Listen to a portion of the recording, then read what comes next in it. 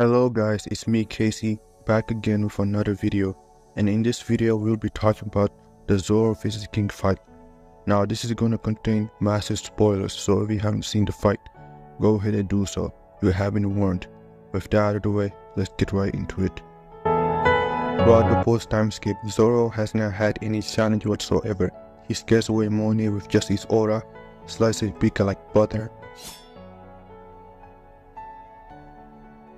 and he didn't even go to Whole Cake Island. However, things were about to change when Zoro goes to Hawano and has to fight a younger crew, the Beast Pirates. Zoro will finally get a challenge, and in this arc, he has to fight against both Kaido and King. My expectation for this fight was really high, as I was expecting the greatest Zoro moments, like the nothing happening moment, because overall Zoro hasn't done much throughout the post-time skip. However, after going through the fight, I was left so disappointed, and in this video, I'll be explaining why. But before we talk about the fight, let's talk about the characters, starting out with Zoro. Everything you know is in your... Zoro was born in the Shimotsuki village in the East Blue. By the time he was 8, both his parents were dead, leaving him orphaned. Zoro will spend the next few years honing his sword skills in order to become the world's greatest swordsman, to keep his promise to his dead friend, Kuina, who unfortunately got off-screen by stairs. Kuina has beaten Zoro over 2,000 times and also wanted to be the world's greatest swordman as well, but because she was a girl she knew she couldn't. So Zoro made a promise to her that he would be the world's greatest swordman for both of them, and takes a sword to travel and beat the world's current strongest swordsman, which is Mihawk. Zoro is the right-hand man of Luffy and has been sailing with him to reach his goal. He is always serious and likes to sleep a lot and drink sake a lot as well.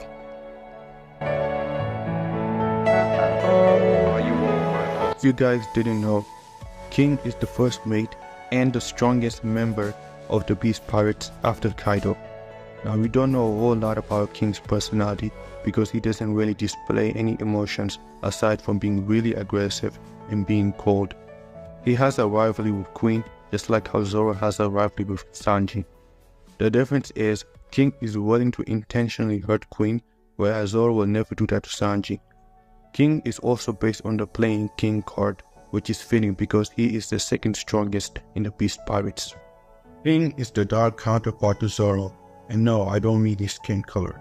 I'm saying that he represents a different ideology from Zoro, just like how Queen represents a different ideology from Sanji. The biggest difference between King and Zoro is the way they think about ambition. When Luffy met Zoro at Shell's town, Zoro was not willing to give up his ambition for Luffy until Thriller Bark. In Thriller Bark, Zoro puts Luffy's ambition first and his ambition second. And the reason he does this is because by helping Luffy, Zoro is fulfilling his dream, and so he takes all of Luffy's pain from Kuma and creates the nothing happening moment. Now this is not the case with King, who gave up all his ambition to Kaido. Now King doesn't have high ambitions, and that is why he doesn't have conquest hopping, because he is a false king.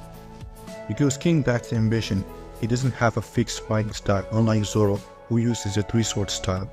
King gave up all his ambition to Kaido, and he puts Kaido above himself. This is reflected with his Magma Dragon attack, which resembles Kaido. King's lack of high aspiration is what makes him not a real king, despite him being called a king. Another difference between them is the fact that King has a devil fruit and Zoro doesn't. Although to be honest, this was unnecessary. King's devil fruit gives him the ability to turn into a pterodactyl, but honestly it doesn't add anything to his character. Oda is usually really good at tying characters' powers with their personalities. For example, Big Mom has the Soul fruit and has the ability to give life, which is fitting because she is a mom. Doflamingo is a puppeteer, and that is why he has the String fruit. How does the pterodactyl fruit add to King's character? King already has wings and can conjure flames, so having the pterodactyl form is redundant. I get that Oda wants to draw more parallels with Zoro, but he doesn't have to give King a devil fruit, because King being a Lunarian is already a parallel. Zoro is a human, after all. And this is just like one of the first of the numerous problems this fight has that Oda handled poorly.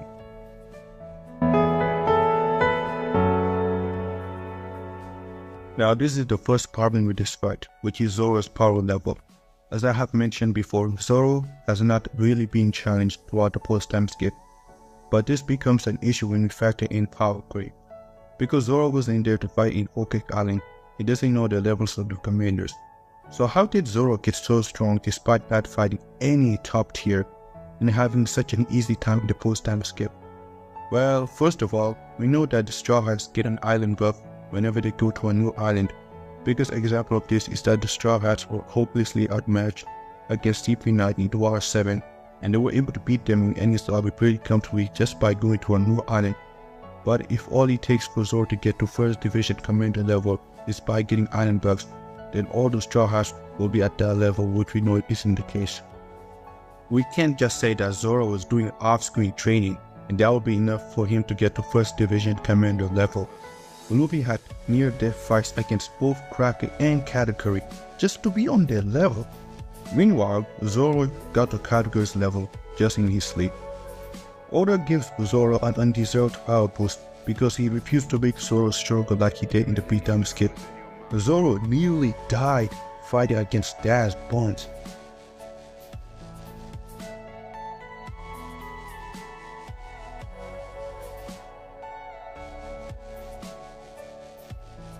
But now he can get on the rooftop to fight against two Yonkos and score Kaido. Kaido, the same man who one-tapped Luffy at the beginning of Wano, and Luffy at that point was near Katakuri's level, so it makes Zoro's power move all the more absurd when you think about his feats.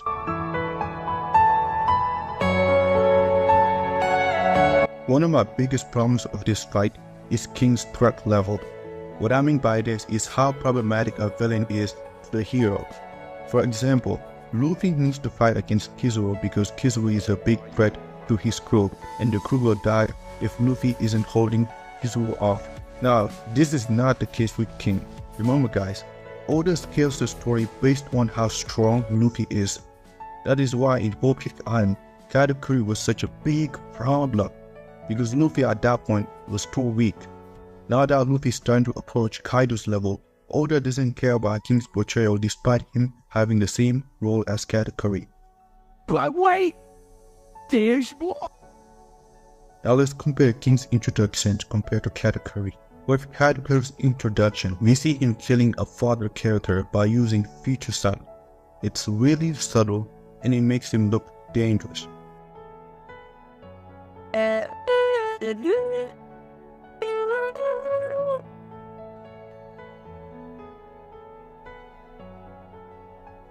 Are you all my personally?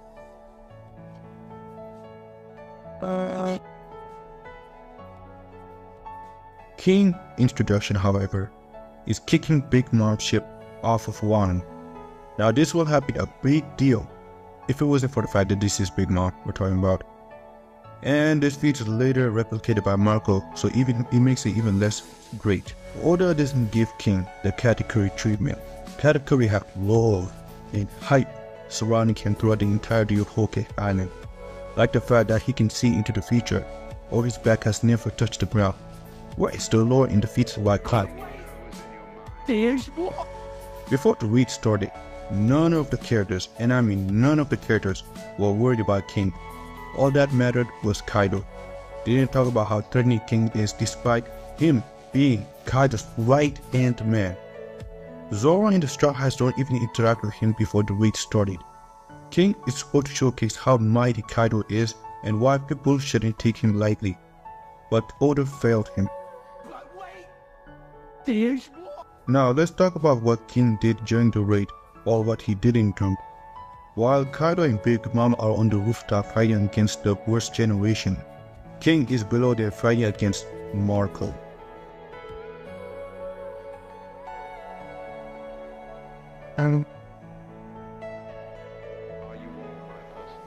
I think King should have been on the rooftop with Kaido and Big Mom, since Zoro and Killer are there.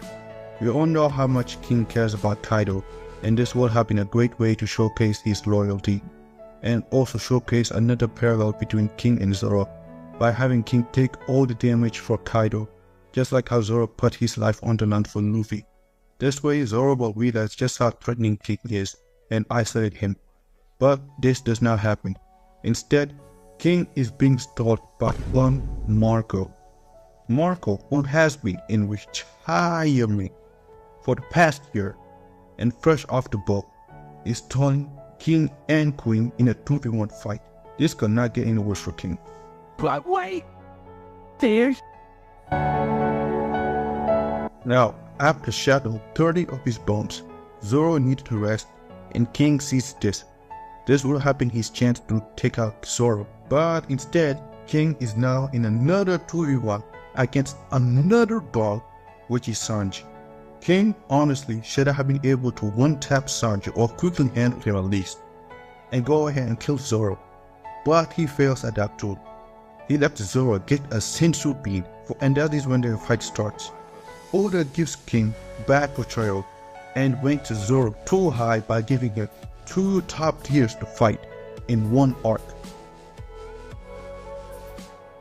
At the beginning of the fight, Oda showcases King's freestyle way of fighting and his high durability. King is using a lot of dirty tactics like trapping Zoro's sword with his sword or intentionally letting Zoro attack him to cause an explosion. This fight showcases King's durability, which is near the same as Kaido, and this is a great way to highlight how ambitious King is. King's whole gimmick is being really durable and shooting fire, which is literally what Kaido is. The fight really picks up when Zoro cuts King's mask. Speaking of which, why does King wear the mask? Unlike Katakuri, who uses his claw to hide away his imperfections, what reason does King have to wear a mask? Maybe Oda did this because King is a Lunarian, and if so, why does it matter? King is the right-hand man to Kaido, and he himself is one of the top tiers in the world. So what is King afraid of? No one else in the world would directly challenge Kaido, as he is a Yonko. Maybe the reason is, King doesn't want to overshadow Kaido because he is raised for the rulers at the top of the red line. But this wouldn't make sense either, as Kaido is confirmed to be stronger than King. It seems to me that the mask is a job plot fact, as we never see King wear it again after he gets beaten by Zoro. Anyways, back to the fight. Zoro is struggling to damage King as none of his attacks do lasting damage. Since Zoro can't really hurt King, how would he be able to beat King? Through an ass pull, of course. What else did we expect? Before the raid started, Oda hands Zoro Enma, a sword that can naturally take out Haki on its own, making it a broken, overpowered sword. Oda is really loose when it comes to swordsmanship in One Piece, so he has no cause about altering the rules when it benefits the character.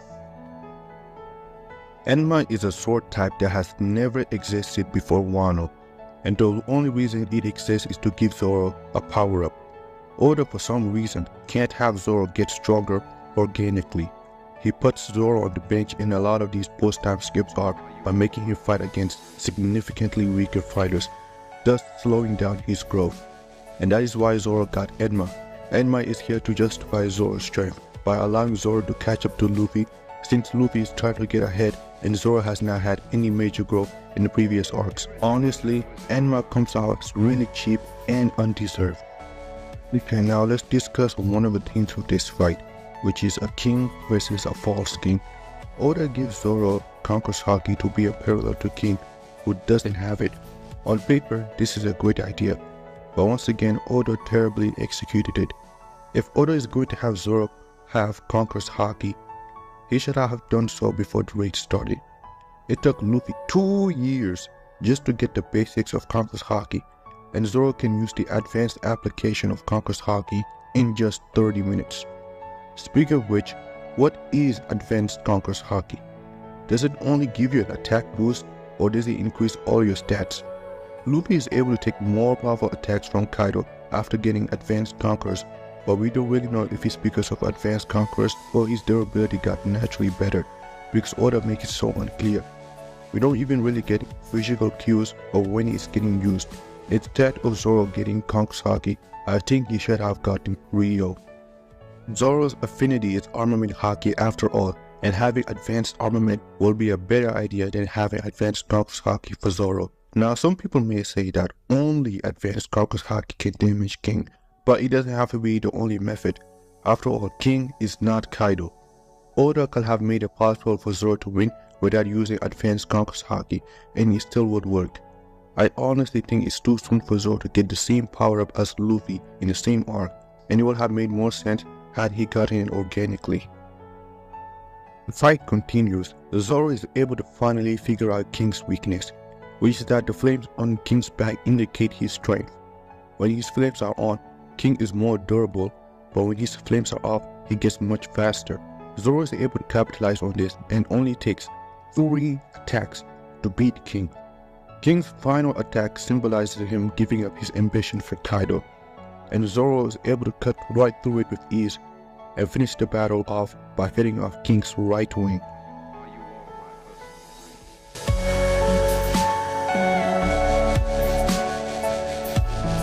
Now, I think that King got the worst treatment out of any commander. He is Kaido's right-hand man, and he gets treated as just another obstacle for Zoro. Oda doesn't give King that aura that he gave to Katakuri. Katakuri was being hyped up as this unstoppable monster all throughout Whole Cake Island. Meanwhile, the only one who's hyping up King, ironically, is Queen himself. We don't really know what King's relationship with the rest of the crew aside from Queen and Jack. It doesn't seem to me like King doesn't even get respect from the Flying Six, despite him being the second strongest on Kaido's crew. Now personally, one of the things I don't mind that King doesn't have an awakening, because the whole point of the food was just to parallel Zoro and nothing more. Plus his food doesn't add to his character like I said. Aside from that, almost everything about this fight was ass. As for Zoro, it seems like to me Oda can't have Zoro looking bad anymore. Zoro doesn't struggle throughout the first time skip, and when Oda finally gives Zoro tough opponents, Zoro is still able to win despite not gaining any experience to do so. He doesn't fail and learn and grow like Luffy. Instead, he is just here to have meaningless fights until his duel with Mihawk. I remember how much Zoro had to go through just to cut through steel.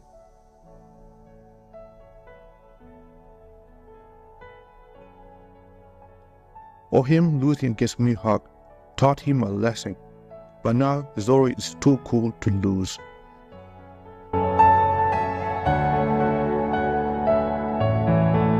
My biggest complaint about this fight was how King wasn't used to challenge Zoro's ideology and make him rethink who he is and his dreams.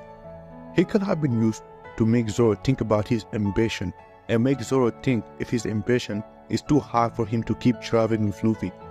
Should Zoro give up his ambition just like King and instead focus only on Luffy's dream, or keep his high ambition that might get in the way of Luffy's dream someday?